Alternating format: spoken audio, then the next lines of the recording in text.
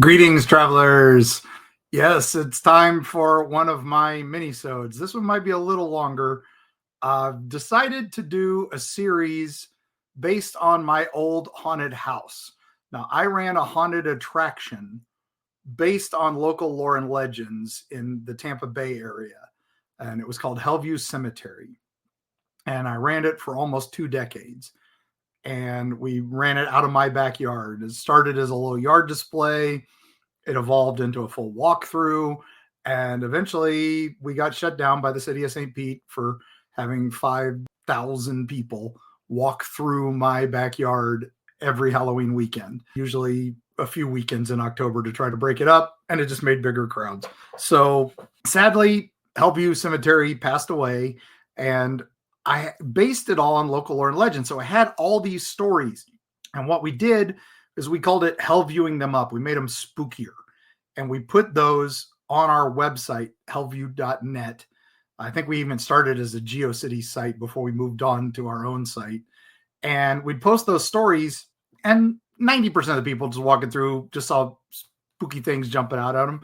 They didn't know that there were these stories, but a bunch of people did go to the website, and they would come to us and say, "Ooh, I hope you have this character this year. We saw him on the website," or this character or that character.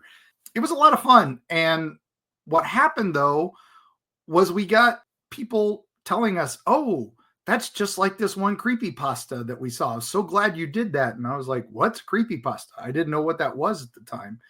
And what had happened was people had taken our stories off our website and copy pasted them and put them all over the internet, creepypasta, Reddit, a bunch of other things like that, and gave us 0 credit for them. And I was very upset about that. So we decided we'll do a book. We did a book called 31 Tales of Hellview Cemetery. We posted all of our stories. That way they would be a bit more copyrighted than just on a website. And it did okay. I had a few friends help me out with it. And then I decided we need to do better. And so we took the book back and we redid it, put in new stories. And this time we also put the real legends that it was based on behind them.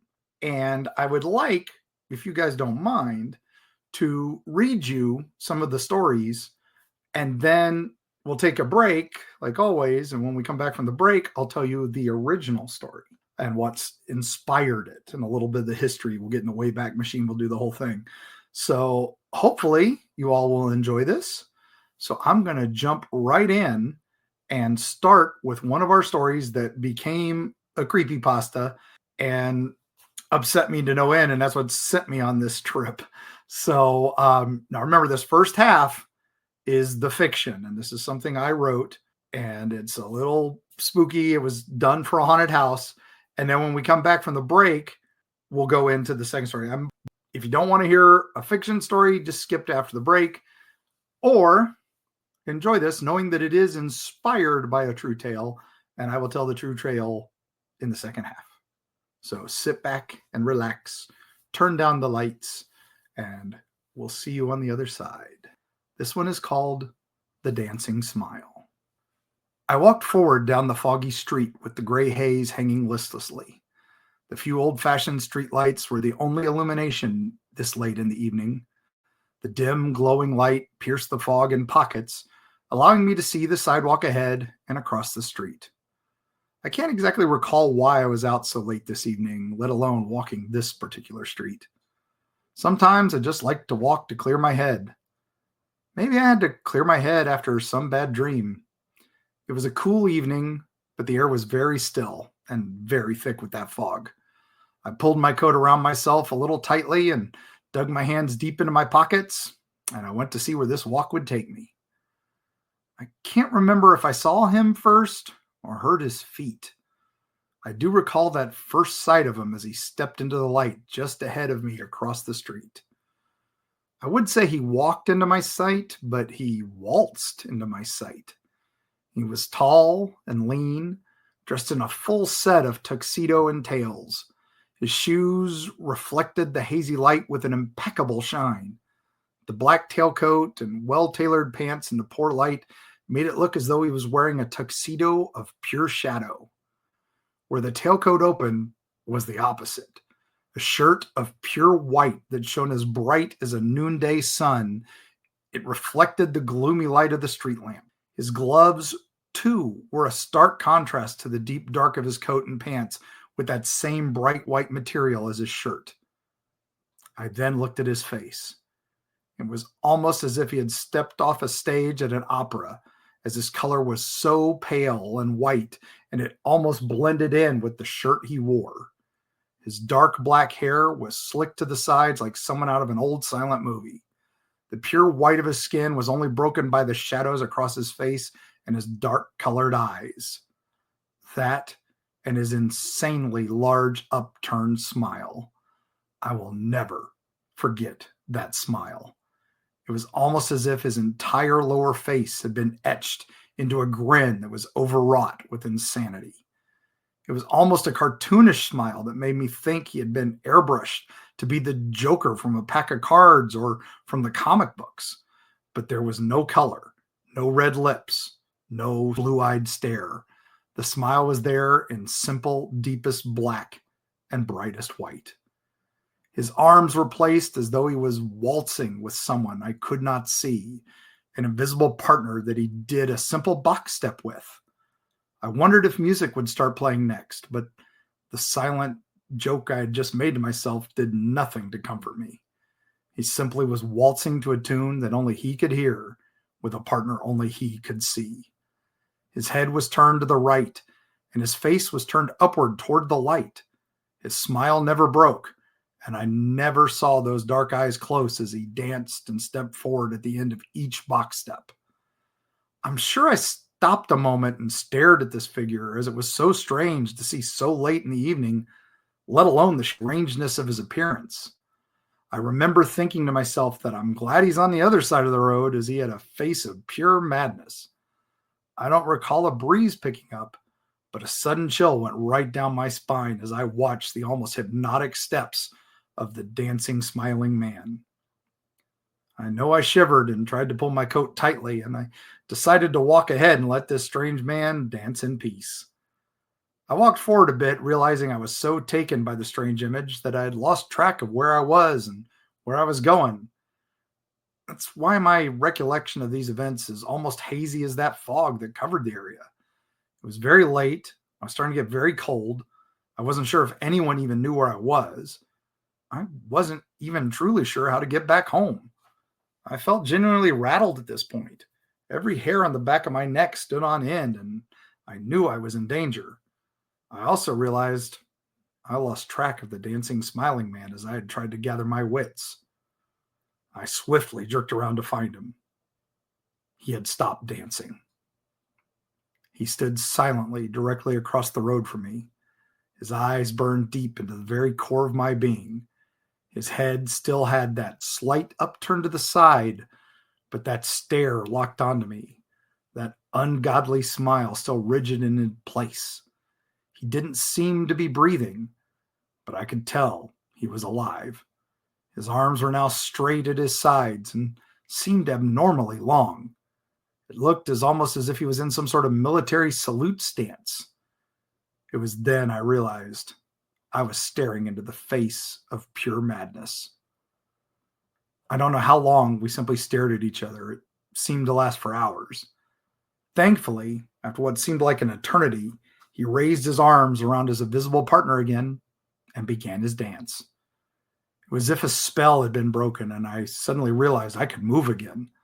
I felt a sudden relief in knowing that his curiosity of me had passed. I felt like I had just escaped the grip of death itself. I began to reorient myself and tried once again to find my way home. I felt it prudent to at least continue on to the end of the block and out of the way of this mysterious figure. I was not going to come that close to madness again. After regaining my bearings and heading along once more, I realized I had again lost sight of the dancer with that crazy smile. Hairs on the back of my neck rose up yet again in a sense of alarm. I quickly darted my gaze around looking for the silent figure. It was nowhere to be seen across the road. It was with a grave feeling that I finally turned back behind me. He was crouched like some twisted gargoyle ready to pounce on its prey. His head was still crooked to one side and his face still upturned with that devilish smile. His eyes once again burned into my very soul with the redness of pure insanity. He was definitely breathing as he now raised and lowered his shoulders like a lion about to attack. I stifled a scream that welled up inside me. I wanted to run as fast as I could from him, but some ancient primeval part of me told me if I moved at all, I would be dead before my next breath. It took every ounce of my courage not to run or flinch. He suddenly was standing next to me. He moved so fast I could not see it clearly. It was full of grace and elegance and of speed and of power. Again, I thought of a great cat toying with its prey. I was now less than an inch from him, his eyes so close to mine that all the details started filling into my very soul. There was no smell, no fetid breath, no smell of the grave or rotting meat. The air was merely that same foggy air I had smelled since I started this walk. There was no warmth or cold. It was almost as if he had no temperature. The only thing that told me he was there was the fact that my sight was locked onto that grim smile and horribly red eyes. That and that sense of pure dread of my impending grisly demise. Then quickly, he turned his back to me, raised his arms as he embraced his ghostly partner, and began to waltz away from me on down the sidewalk on the path I had come from. Every turn, that smile would quickly flash as he danced away, getting smaller and farther with every fourth step. I still didn't move. I was entranced by this macabre scene of the dancing smile. I still don't recall even blinking as I was so transfixed on my apparent survival of this odd encounter. I felt that if I turned, moved, or even took my eyes off of him for a second, he would be back inches away again within a flash. I stood still and stiff, waiting for my heart to stop, to maybe not slam itself out of my chest in fear. The figure had almost shrunk from sight as he was under the last spotlight I could see in the fog. Somehow I knew I was still in danger.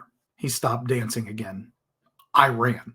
I ran with all the courage that I could, with all the strength I had, blindly running into a fog where I knew nothing about the path ahead.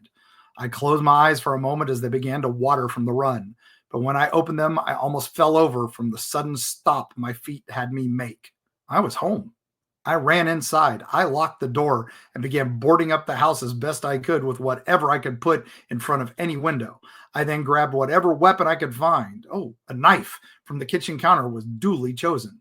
Then racing upstairs to my bedroom, I threw the heat on blast and locked the door. Did he follow? Where was he? I never knew. The heat had lulled me into an oddly peaceful sleep, and I woke up sweating profusely. At first, I thought it had just been a dream, so I went back on a walk to see if I could find that foggy street. But no matter who I asked or where I looked, I could never find it again. I have lived in fear ever since, till this day. As I sit here and write this, I hear strange waltzing music ringing in my ears. When I close my eyes out of dreariness, that smile flashes into my mind. I know now he is here, and he is coming for me. The dance was over.